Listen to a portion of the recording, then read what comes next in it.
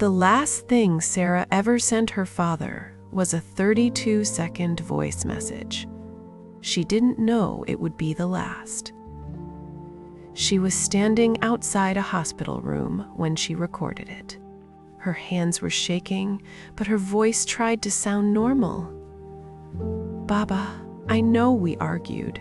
I know I said things I didn't mean. But please, just call me back." He never did. 3 hours later, the doctors told her he was gone. Heart attack. Sudden. Unforgiving. And the argument they had that morning became the heaviest thing she had ever carried.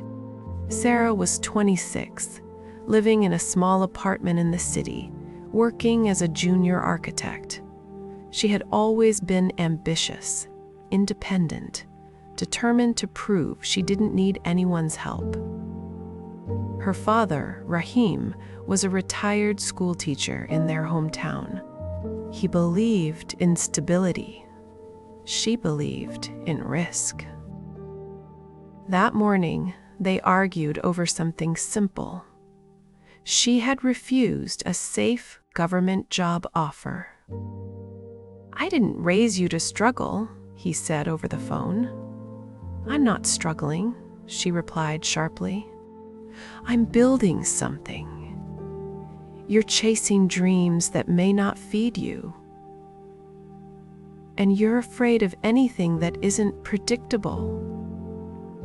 Silence followed. Then he said something softer. "I just don't want you to regret your choices. But pride is louder than love when anger is fresh. Maybe I regret listening to you my whole life," she snapped. She hung up first. She told herself she would call later. She didn't. Instead, her aunt called her. Your father collapsed. The world blurred after that. After the funeral, Sarah returned to her apartment with a small suitcase and a box of her father's belongings. Inside were his glasses, his old watch, and his phone. She couldn't bring herself to open it for days. When she finally did, she found something that made her knees weak. Her 32-second voice message, unopened. He had never listened to it, or maybe he hadn't had the chance. Her chest tightened. She pressed play. Her own voice filled the room. "Baba, I know we argued." She couldn't finish listening. Guilt doesn't scream. It whispers. Constantly. She began replaying that morning over and over in her mind. The tone in her voice. The way she had hung up without saying goodbye. She stopped sleeping properly. She avoided her work projects. Her boss noticed. "You've lost your spark," he said gently one afternoon. Maybe she had, because every success suddenly felt hollow without someone to call. Every time she designed something new, she instinctively reached for her phone, then remembered.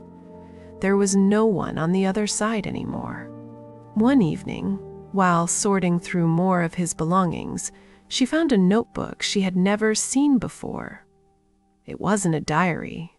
It was filled with numbers, expenses, savings, calculations. And at the back, a folded paper slipped out. It was a bank receipt. Her name was on it. Monthly transfers. For the last 3 years, her father had been secretly sending money into her account. Small amounts. Enough to help with rent. Enough to help during slow months. She had thought she was surviving on her own. She wasn't. Tears blurred the numbers.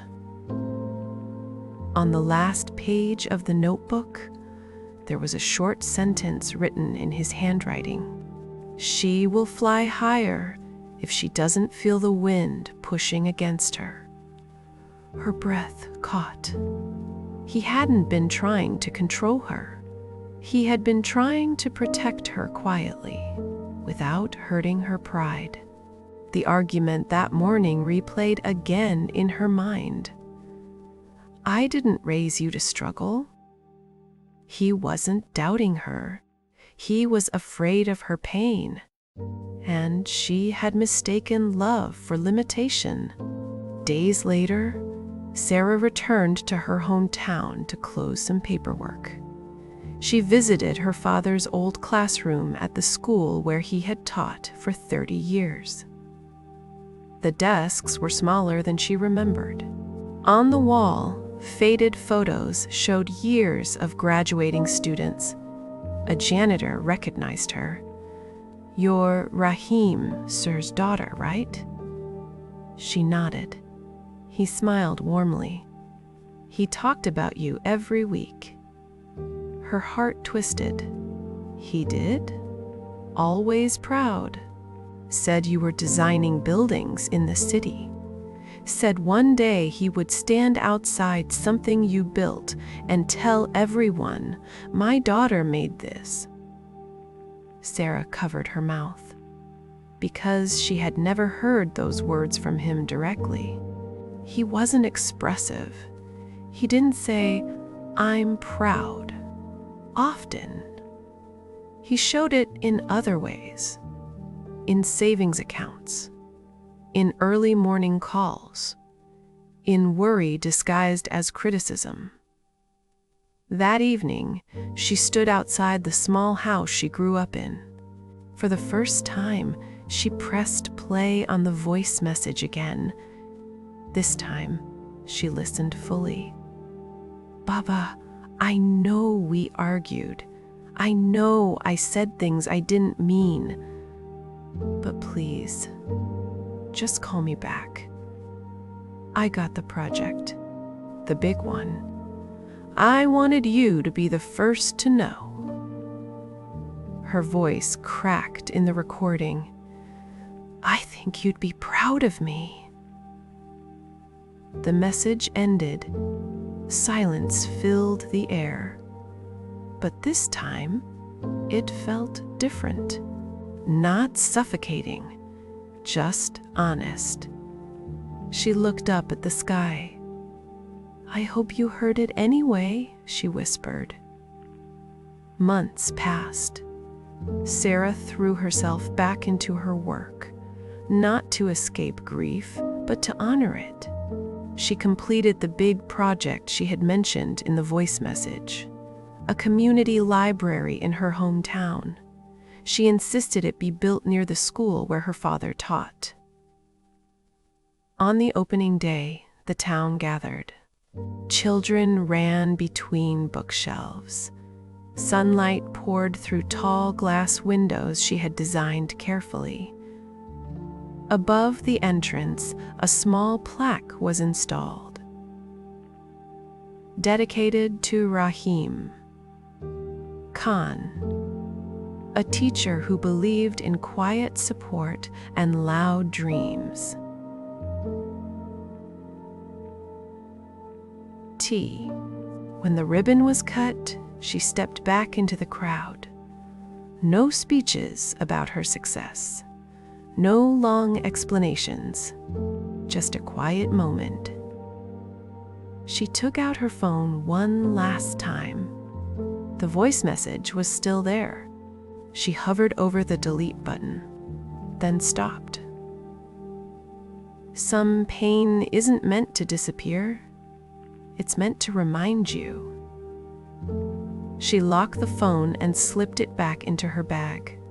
As children filled the library with laughter, she felt something shift inside her. Regret would always exist, but so would love. And love, even unspoken, is never truly unheard. If this story touches your heart, don't forget to like, share, and subscribe to Silent Stories for more emotional journeys.